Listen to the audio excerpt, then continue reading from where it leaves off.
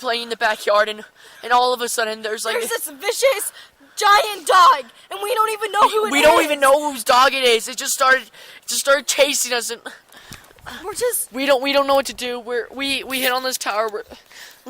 We're just really scared right now. And yeah, try to get into the house now. Wish us luck.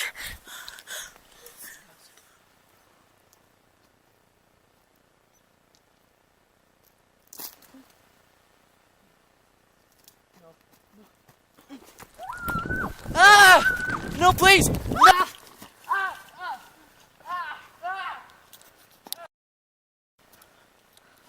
Really? Really? Really? Really? Really?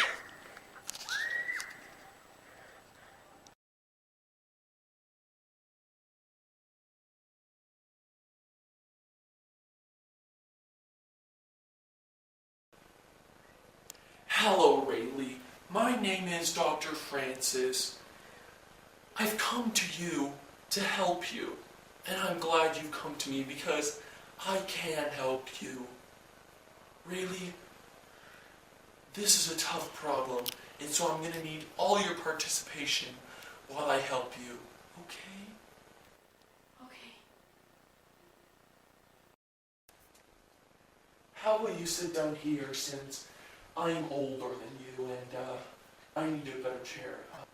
Tell me exactly what happened. Well, the first minute I was on the tower, and then the second minute, my brother's dead. Okay, this is a tough one. By this vicious dog. So a vicious dog, huh? Here's my suggestion, Rayleigh. I say that, for a little while you just, pretend to be allergic to dogs. Then when you're allergic to dogs, they'll basically be, allergic to you. What do you say? I guess, but it's just really hard without my brother. My suggestion is, you forget Leaf. I mean, he wasn't that important, obviously. I mean, you did run away from him. I just say you forget him. He was just a brother, right? You're right, I guess.